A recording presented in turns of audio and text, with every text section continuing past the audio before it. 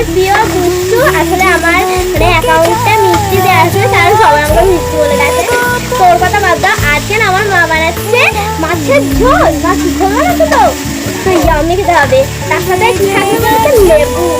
ও সেই সাজাই। এখানে দুটো মাছ হচ্ছে, একটা আমাদের জন্য আর একটা ছোট ভাইয়ের জন্য। কারণ ও যেহেতু মাছ খাই না, ওর জন্য চিংড়ি আনা হয়েছে। আর আমাদের জন্য বড় বড় মাছ আছে। এই দেখো, আমরা যেহেতু তিনজন, বাপি কাজে গেছে, তাই জন্য আমাদের তিনজনের মাছটাই ভেজেছে। তো তোমরা সবাই ভালো থাকো, সুপ্রভাত।